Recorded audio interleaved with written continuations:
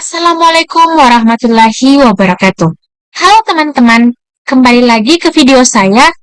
Perkenalkan, nama saya Matsira dengan NIM 2022011008, Prodi Sistem Komputer Semester 6, Institut Teknologi dan Bisnis Bina Adinata. Baik, video kali ini saya akan menjelaskan simulasi penjadwalan taks menggunakan Rate Monotonic Scheduling atau sering disingkat dengan RMS, dengan mata kuliah Sistem Waktu Nyata. Baik, yang pertama saya akan menjelaskan apa itu RMS. Rate Monotonic Scheduling atau sering disingkat dengan RMS adalah algoritma penjadwalan untuk sistem real-time yang memberikan prioritas kepada tugas-tugas berdasarkan seberapa sering tugas tersebut harus dijalankan. Tugas yang memiliki periode lebih pendek, lebih sering dijalankan, akan diberikan prioritas lebih tinggi. RMS digunakan dalam sistem di mana tugas-tugas terjadwal secara tetap dan memiliki waktu eksekusi yang sudah ditentukan. Algoritma ini sederhana dan mudah diterapkan, tetapi memiliki keterbatasan ketika tugas-tugas memiliki deadline yang fleksibel atau ketika beban sistem sangat tinggi. Jadi, metode untuk menentukan urutan tugas dalam sistem yang membutuhkan eksekusi tepat waktu, seperti pada sistem komputer atau perangkat elektronik lainnya, dalam RMS, tugas yang harus dijalankan lebih sering, misalnya setiap 2 milisecond, akan diberikan prioritas lebih tinggi daripada tugas yang jarang dijalankan, misalnya setiap 10 milisecond. Namun, RMS lebih cocok untuk sistem yang memiliki tugas tetap dengan waktu eksekusi yang sudah pasti.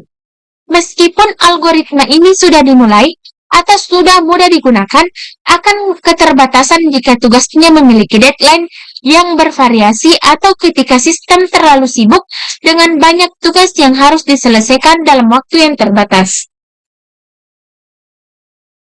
Baik, selanjutnya di sini saya akan menjelaskan task set. Di tabel ini menunjukkan karakteristik dari 3 task, T1, T2, dan T3. Dalam sistem real-time yang periodik, setiap task memiliki 3 parameter utama, waktu eksekusi, periode, dan deadline. T1 membutuhkan waktu 2 milisecond untuk menyelesaikan tugasnya muncul setiap 5 milisecond dan harus selesai sebelum 5 milisecond.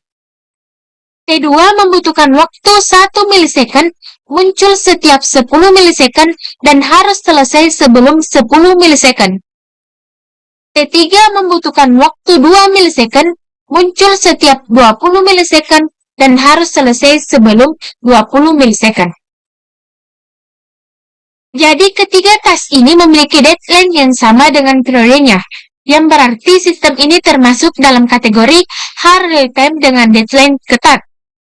Data ini cocok digunakan untuk analisis schedulability, menggunakan algoritma seperti Rate Monotonic Scheduling. Dalam RMS, T1 mendapatkan prioritas tertinggi karena periodenya paling kecil 5 milisecond, diikuti T2 10 milisecond, lalu T3 20 milisecond. Analisis schedulability bisa dilakukan dengan menghitung total utilisasi CPU. Selanjutnya, bagaimana RMS menyusun sebuah urutan? Yang pertama, saat waktu mulai dari 0 milisecond, scheduler melihat task apa saja yang aktif, baru rilis, atau belum selesai. Yang kedua, scheduler memilih task dengan prioritas tertinggi di antara yang tersedia. Yang ketiga, task tersebut dijalankan hingga selesai atau ada task baru dengan prioritas lebih tinggi yang masuk. Yang keempat, jika ada task baru masuk dengan prioritas lebih tinggi dari task yang sedang berjalan, maka terdapat 2 pilihan. Yang pertama, scheduler akan melakukan preemption, menghentikan sementara task lama. Yang kedua, task baru yang prioritasnya lebih tinggi akan langsung dijalankan. Jadi, bagaimana sistem real-time memilih task yang akan dijalankan berdasarkan prioritas? Intinya, sistem selalu menjalankan task yang paling penting terlebih dahulu. Kalau ada task baru yang datang dan lebih penting dari yang sedang berjalan, maka task yang sedang berjalan akan dihentikan sementara. Dan task baru langsung dijalankan. Setelah task penting itu selesai, barulah sistem menunjukkan task yang sempat dihentikan tadi. Tujuannya adalah agar semua task penting selesai tepat waktu, sesuai dengan deadline-nya. Sistem seperti ini sangat berguna di dunia nyata, misalnya pada sistem kendali mesin atau alat medis, di mana keterlambatan bisa sangat berbahaya. Baik, selanjutnya saya akan menjelaskan Get Chart Eksekusi Task. Pada tabel ini, menunjukkan bahwa sebuah jadwal eksekusi task secara real-time dalam rentang waktu 0 sampai 19 milisecond. Berdasarkan algoritma RMS, T1 memiliki prioritas lebih tinggi, yaitu periode 5 milisecond, jadi selalu dijalankan setelah rilis. Dan T2 punya prioritas sedang, periode 10 milisecond. Dan T3 punya prioritas terendah dengan periode 20 milisecond. Jadi, waktu 0 sampai 2 milisecond, T1 langsung dijalankan selama 2 milisecond, lalu T2 dijalankan selama 1 milisecond. Waktu 3 sampai 4 milisecond, T3 mulai dijalankan, tapi hanya sempat jalan 2 milisecond. Waktu 5 sampai 6 milisecond, T1 muncul lagi dan waktu preheat 3 dan langsung preheat T3 karena prioritasnya lebih tinggi. Waktu 10 sampai 11 milisecond, T2 muncul dan dijalankan. Waktu 12 sampai 13 milisecond, T1 muncul lagi dan dijalankan. Waktu 14 sampai 16 milisecond, sisa eksekusi T3 dilanjutkan hingga selesai. Intinya, semua task dijalankan berdasarkan prioritasnya. T3 sempat dipotong oleh T1, tapi tetap berhasil selesai sebelum deadline-nya. Ini menunjukkan bahwa sistem berhasil menjadwalkan task secara efisien sesuai dengan prinsip RMS. Selanjutnya, kapan preparation terjadi? Kalau pada algoritma RMS, saat T1 rilis ulang pada 5 milisecond, T3 yang sedang berjalan langsung dihentikan karena T1 memiliki prioritas lebih tinggi.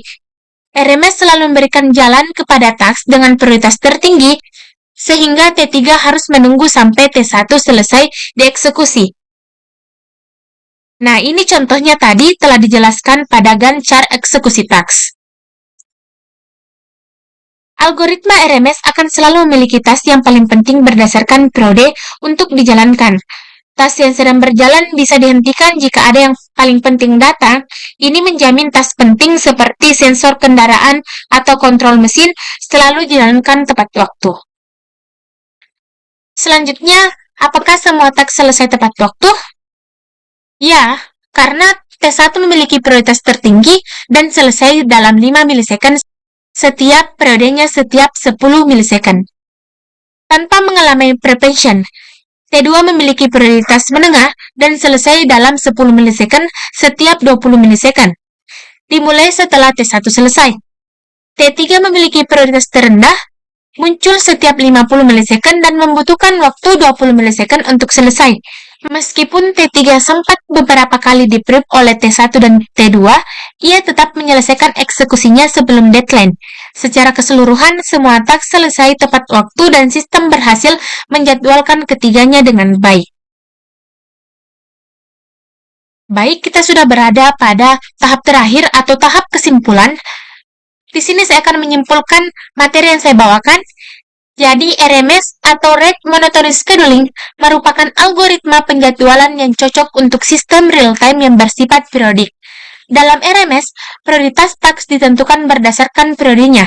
Semakin pendek periode, semakin tinggi prioritasnya, karena menggunakan periode tetap, fixed priority. RMS memberikan prediktabilitas yang tinggi dalam penjadwalan, sehingga memudahkan analisis sistem dan jaminan terhadap pemenuhan deadline. Semua task dapat dijadwalkan dan selesai tepat waktu selama total utilisasi CPU tidak melebihi batas tertentu, yakni sekitar 69% untuk jumlah task tak terhingga atau dihitung dengan rumus LIU dan Leyland. Namun, RMS memiliki kekurangan dalam fleksibilitas. algoritma ini tidak ideal untuk sistem dengan deadline yang tidak tetap atau task yang tidak periodik, karena prioritas tidak dapat disesuaikan secara dinamis sesuai dengan kebutuhan raw time. Dengan konteks ini, pendekatan seperti Airlines Deadline First atau sering disingkat dengan EDF akan lebih cocok. Baik teman-teman, setelah mendengarkan materi yang sempat saya bawakan, jika ada pertanyaan, boleh disimpan lewat komen. Silakan ketik pertanyaan Anda lewat komentar di bawah ini. Baik, itulah yang sempat saya sampaikan. Saya ucapkan terima kasih. Wabillahi taufiq wal hidayah. Wassalamualaikum warahmatullahi wabarakatuh.